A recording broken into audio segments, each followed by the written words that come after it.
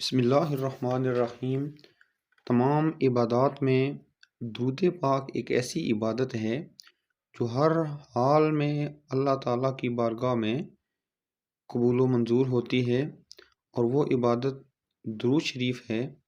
ہم نمازیں بھی پڑھتے ہیں، روزے بھی رکھتے ہیں، زکوٰۃ بھی دیتے ہیں، حج بیت اللہ بھی کرتے ہیں، لیکن کسی عبادت کے بارے میں ہم یہ نہیں کہہ سکتے کہ یہ عبادت قبول ہو گئی ہے۔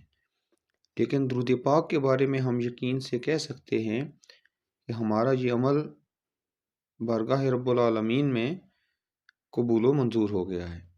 رسول اکرم صلی اللہ علیہ وآلہ وسلم نے فرمایا، جب جمعرات کا دن آتا ہے اللہ تعالیٰ فرشتے بھیجتا ہے جن کے پاس چاندی کے کاغذ اور سونے کے قلم ہوتے ہیں۔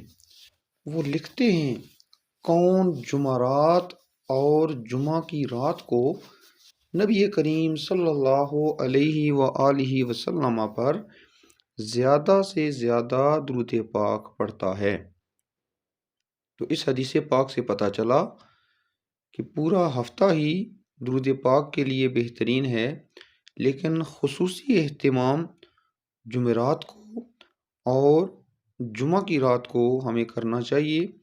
اس کے مزید فوائد و ثمرات ہیں کہ اللہ تعالیٰ خصوصی طور پر فرشتوں کو بھیجتا ہے جن کے پاس چاندی کے کاغذ اور سونے کے قلم ہوتے ہیں۔